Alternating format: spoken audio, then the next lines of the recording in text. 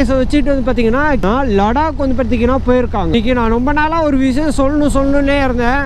அதாவது வந்து பார்த்தீங்கன்னா ட்ராவல் பண்ணுறதுக்கு எந்த பைக் பெஸ்ட்டாக இருக்கும் அப்படின்னு சொல்லிட்டு இன்ஸ்டாகிராமில் ஒரு விஷயம் பார்த்தேன். அதாவது டிவிஎஸை வச்சுட்டு வந்து பார்த்தீங்கன்னா லடாக் வந்து பார்த்தீங்கன்னா போயிருக்காங்க. அப்படின்றப்ப நம்ம ட்ராவல் பண்ணுறதுக்கு இந்த பைக் நல்லா இருக்குமோ அந்த பைக் நல்லா இருக்குமோ நம்ம யோசிக்கவே தேவையில்லைங்க. அட்லீஸ்ட் நம்ம இப்போ கவாசிக்கு ஓல்டு மாடல் இருக்குல்ல, அதாவது கவாசிக்கு ஓல்டு மாடல்னால் பெருசாக நிறைய பேருக்கு தெரியாதுன்னு நினைக்கிறேன். அந்த சைடில் இமேஜெலாம் கொடுக்குறேன் பாருங்கள். பைக்கில் எதெல்லாம் கரெக்டாக இருக்கணும் அப்படின்னு பார்த்தீங்கன்னா மெயின் விஷயம் வந்து பார்த்தீங்கன்னா இன்ஜினுங்க. ஸோ இன்ஜினை பொறுத்த வரைக்கும் கரெக்டாக இருந்துச்சு அப்படின்னா நீங்கள் பைக் எடுத்துகிட்டு எவ்வளோ தூரம் வேணால் போகலாம், எவ்வளோ லாங் வேணால் போகலாம். உங்கள் பைக்கில் இன்ஜின் ஒர்க் மட்டும் பார்த்துருந்தீங்க அப்படின்னா நீங்கள் பெருசாக லாங்கில் போகாதீங்க. அப்படி லாங்கில் போடுற மாதிரி ஒரு சூழ்நிலை வந்தாலுமே அது பார்த்திங்கன்னா நீங்கள் ஃபாஸ்ட்டாகலாம் போகக்கூடாது. மினிமம் ஒரு 50க்குள்ளேயே இல்லை ஒரு 60லேயே பார்த்திங்கன்னா மெயின்டைன் பண்ணணும். அந்த இன்ஜின் வந்து பார்த்திங்கன்னா செட் ஆகிற வரைக்கும் அப்படின்னு நிறையா பேர் சொல்லியிருப்பாங்க. ஆனால் பர்சனலாக நான் என்ன சொல்லுவேன் அப்படின்னா இன்ஜின் கண்டிப்பாக செட் ஆகவே ஆகாதுங்க. உண்மையாலுமே எதனால நான் அப்படி சொல்கிறேன்னா, எங்கள் அண்ணன் வந்து பார்த்திங்கன்னா ஹீரோ ஹோண்டா வந்து பார்த்திங்கன்னா ஒரு 4-5 டைம் வேலை பார்த்தாங்க. வேலை பார்த்து கிட்டத்தட்ட ரொம்ப நாள் ஒரு 6-7 மாதம் வரைக்கும் பார்த்திங்கன்னா ஸ்லோவாக ஓட்டி அதுக்கப்புறம் ஃபாஸ்ட்டாக ஓட்டலாமோன்னு நினச்சி ஓட்டணும்.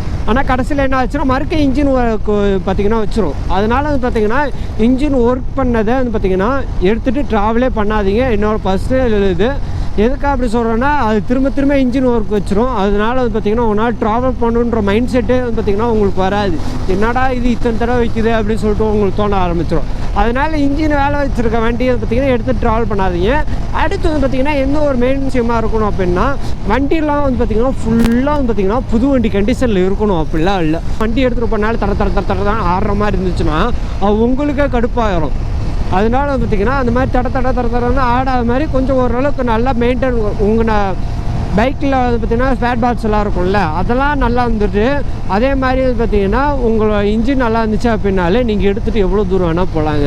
அடுத்து வந்து பார்த்திங்கன்னா மூணாவது விஷயம் வந்து பார்த்திங்கன்னா என்னென்னா பிரேக் வந்து பார்த்திங்கன்னா ரொம்ப கம்பல்சரிங்க. ஏன்னா நான் நிறைய இடத்துக்கு வந்து பார்த்திங்கன்னா பைக் எடுத்துகிட்டு வந்து பார்த்திங்கன்னா நிறைய இடத்துக்கு போயிருக்கேன். ஆனால் தமிழ்நாட்டில் நான் எல்லா இடத்தையும் சுற்றியாச்சு. கேரளாவில் வந்து பார்த்திங்கன்னா 2-3 இடத்த பார்த்திங்கன்னா நம்ம போயிருக்கோம். ஏன்னா தமிழ்நாட்டில் வந்து பார்த்திங்கன்னா இதுக்கு முன்னாடி நம்ம வாக் அண்ட் லிஃப்ட் வேறு பண்ணியிருக்கோம். அதுலேயும் நமக்கு நிறைய எக்ஸ்பீரியன்ஸ் இருக்குது. அதுக்கப்புறம் தான் பார்த்திங்கன்னா நம்ம மோட்டோ விளாக்கிங் பண்ணோம். அதுக்கு நடுவில் ஒரு சைக்கிளிங் விளாக் பண்ணோம். சரி, நம்ம தமிழ்நாட்டிலேருந்து கேரளா வரைக்கும் போயிட்டு கேரளாவில் கிட்டத்தட்ட 3 மாதம் இருந்தோங்க. இந்த மாதிரி பண்ணோம். இதெல்லாம் எனக்கு கொஞ்சம் எக்ஸ்பீரியன்ஸ் வந்துருக்கும்ல. அந்த மாதிரி எக்ஸ்பீரியன்ஸ் வச்சு நான் சொல்கிறேன். நிறைய இடத்துல வந்து பார்த்திங்கன்னா நம்ம போயிட்டுருப்போம், திடீர்னு பார்த்திங்கன்னா வளைஞ்சிருவாங்க, திடீர்னு நாய் வரும், திடீர்னு வந்து பார்த்திங்கன்னா வேறு ஏதாவது ஒரு ஆடோ மாடோ ஏதோ ஒன்று வரும். அது இல்லாமல் பார்த்திங்கன்னா நம்ம அண்ணன்கள் போதை ஆசாமி அண்ணன்களாக இருக்காங்கள்ல அவங்களான்ட்டு சொல்லவே முடியாது, திடீர்னு வந்துடுவாங்க. இது மாதிரி நான் நிறைய இடத்துல பார்த்துருக்கேன்.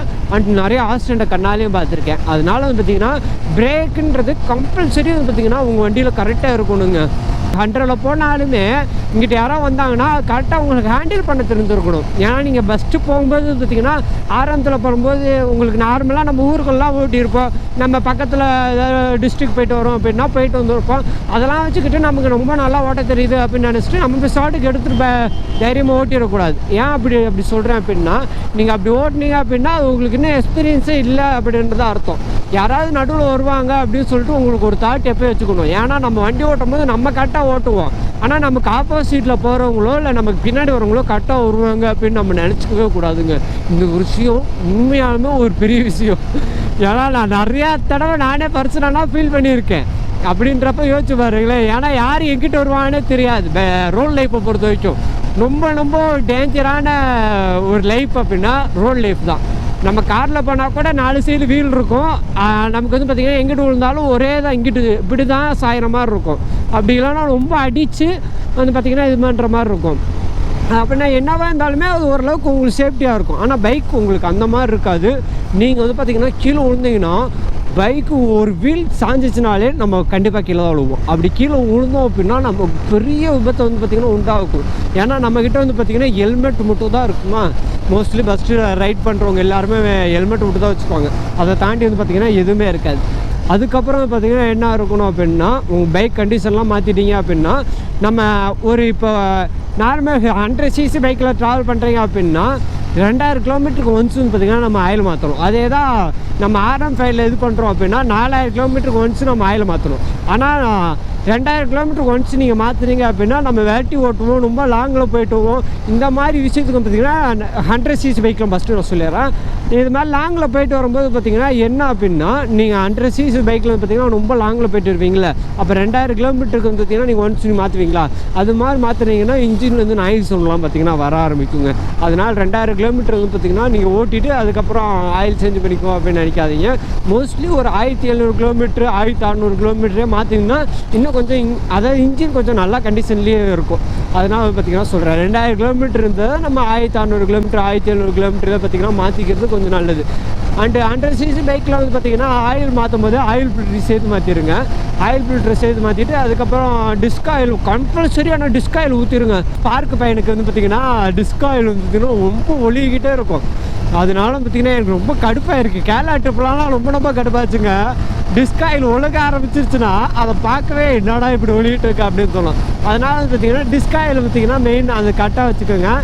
அது நம்ம பார்க்காம விட்டோம் அப்படின்னா அது ஒரு பெரிய செலவு வந்து பார்த்திங்கன்னா ஏற்படுத்திடும். அதனால வந்து பார்த்திங்கன்னா டிஸ்க் ஆயில் எப்போயுமே கரெக்டாக இருக்கான்னு செக் பண்ணிக்கோங்க, சரிங்களா? அதுக்கப்புறம் வந்து பார்த்திங்கன்னா நம்ம ஆயில் ஃபில்டர்லாம் சேஞ்ச் பண்ணி வச்சு டிஸ்க் ஆயில் சேஞ்ச் பண்ணியாச்சு. பிரேக் மட்டும் பார்த்திங்கன்னா செக் பண்ணி வச்சுக்கோங்க. இது மட்டும் இருந்தாலே போதும். நீங்கள் 100cc பைக்குக்கு ஒருத்தான ட்ராவல் நீங்கள் பண்ண ஆரம்பிக்கலாம் இதுக்கப்புறம், சரிங்களா? அதுக்கப்புறம் வந்து பார்த்திங்கன்னா இப்போ ஒரு 150cc வந்து பார்த்திங்கன்னா என்ன பண்ணலாம் அப்படின்னு பார்த்தீங்கன்னா 4000 கிலோமீட்டருக்கு வந்து பார்த்திங்கன்னா ஒன்ஸ் நீங்கள் மாற்றணும். அதே 3500 கிலோமீட்டர் 3600 கிலோமீட்டருக்கு நம்ம ஒரு 400 கிலோமீட்டருக்கு முன்னாடியே மாற்றிக்கிட்டால் இன்னும் கொஞ்சம் நல்லது. அதுக்கப்புறம் பார்த்திங்கன்னா இந்த ஆயில் எல்லாமே இருக்கும்ல, ஸோ அந்த ஆயில் எல்லாமே பார்த்திங்கன்னா ப்ராப்பராக சேஞ்ச் பண்ணி வச்சுக்கோங்க. R15 MT இந்த மாதிரி பைக்கெலாம் ட்ராவல் பண்ணுறங்க முக்கியமாக இந்த ப்ராடக்ட் கேஸ் இருக்கும்ல, சைடில் வந்து பார்த்திங்கன்னா மாற்ற மாதிரி இந்த இதிலெல்லாம் மாற்ற மாதிரி ப்ராடக்ட் கேஸ் இருக்கும்ல, அந்த கேஸ் வந்து பார்த்திங்கன்னா கம்பல்சரி போட்டுக்கோங்க. நம்மளோட R15 வந்து பார்த்திங்கன்னா இன்னும் போடலை. அது எதுனா போடலைன்னா இன்னும் கொஞ்சம் ஒரு வேலை இருக்குங்க R15ல. எதுக்காக ப்ராடக்ட் கேஸ்லாம் வந்து பார்த்திங்கன்னா மாட்டிக்க சொல்கிறேன் அப்படின்னா, நம்ம சப்போஸ் எங்கேயும் கீழே விழுந்தாலுமே அது பைக்கு நம்ம பார்த்திங்கன்னா கீழே விழுந்துச்சுன்னா எல்லாமே பிளாஸ்டிக்னால எல்லாமே சுக்கு நூறாக போயிடும். அப்படி சுக்கு நூறாக போச்சுன்னா நீங்கள் அடுத்து வந்து பார்த்திங்கன்னா ட்ராவல் வந்து பார்த்திங்கன்னா எடுத்துகிட்டு கிளம்ப முடியாது. ப்ராடக்ட் கேஸ் போட்டு ஆரம்பிச்சிட்டிங்க அப்படின்னா உங்களுக்கு வந்து பார்த்திங்கன்னா கிட்டத்தட்ட 100%ல அண்ணா என்னண்ணா ஆனால் இந்த காலுக்கெல்லாம் பார்த்திங்கன்னா நல்ல ஒரு ப்ரொடக்டாக இருக்குங்க அது. ஏன்னா மோஸ்ட்லி கீழே விழும்போது காலுக்கு பார்த்திங்கன்னா ரொம்ப அடிப்படுற வாய்ப்பு இருக்குது. ப்ரொடக்ட் கேஸ் போட்டிங்கன்னா அது பார்த்திங்கன்னா உங்களுக்கு கீழே விழும்போது கொஞ்சம் காப்பாற்றுருக்கு இது இருக்குங்க. அதனால் ப்ரொடக்ட் கேஸ் கேட்டுக்கோங்க. அதுக்கப்புறம் பார்த்திங்கன்னா உடனே இன்ஜின் இதாகிடும், சீக்கிரம் போயிடும் அப்படின்லாம் பார்த்திங்கன்னா நான் சொல்ல மாட்டேன். ஏன்னா அப்படிலாம் வந்து பார்த்திங்கன்னா எந்த வண்டியிலும் போகாது. நம்ம எவ்வளோ தான் வேட்டி ஓட்டினாலும் மெயின்டெனன்ஸ் வந்து பார்த்திங்கன்னா கரெக்டாக மெயின்டைன் பண்ண ஆரம்பிச்சிட்டோம் அப்படின்னா எந்த பைக்குமே பார்த்திங்கன்னா பெருசாக வேலையே வைக்காதுங்க. மெயின்டெனன்ஸ் விட்டு தான் வேலையாக இருக்கும், மற்றபடி எந்த ஒரு வேலையும் இருக்காது. நம்ம வச்சுக்கிறத பொறுத்து தான் இருக்குது எல்லாமே. ஏன்னா நம்ம வந்து பார்த்திங்கன்னா தட்டிக்கிட்டு மெயின்டெனன்ஸே பண்ணலை அப்படின்னா அந்த வண்டி கண்டிப்பாக சொல்கிறேன் காயலாங்கடைக்கு தான் போகும். நம்ம அப்படி இல்லை, அப்படி நம்ம நார்மலாக வச்சுக்கிட்டோம் அப்படின்னா அந்த வண்டி அப்படியே பொக்கிஷம் மாதிரி நம்ம கையிலேயே ஒரு தக்கப்பட்டே இருக்கே அப்படின்ற மாதிரி இருக்குங்க. நான் இப்போ சொன்னது எல்லாமே பேசிக் லெவல் தான். ஸோ அதனால் வந்து பார்த்திங்கன்னா இதெல்லாம் வந்து பார்த்திங்கன்னா மெயின்டெனாக கரெக்டாக வச்சுக்கோங்க. இதெல்லாம் கரெக்டாக வச்சுக்கிட்டிங்கன்னா உங்களுக்கு நல்லாயிருக்கும். அப்படியே இந்த வீடியோ பார்த்திங்கன்னா இதோட எண்ட் பண்ணிக்குவோம். நம்ம சேனல் கேட்க சொந்த மறக்காம சப்ஸ்கிரைப் பட்டை தட்டி விட்டு ஆளை போட்டுக்கோங்க. சார்லிஸ் இருந்த நேரம் உங்கள் சிறைகளை தந்ததுக்கு மிக்க நன்றி. ஸோ வந்து பார்த்திங்கன்னா வண்டியில் போகும்போது மறக்காமல் ஹெல்மெட் போட்டுப்பாங்க. சார்லி எல்லாம் பார்த்து பத்திரமா சேஃபாக இருங்க. Love you so much Charlie, சரிங்களா? இந்த வீடியோ எண்ட் பண்ணிக்கிறேங்க. எல்லாம் பார்த்து சேஃபாக பத்திரமா இருங்க. லவ் யூ ஸோ மச்ங்க. பை.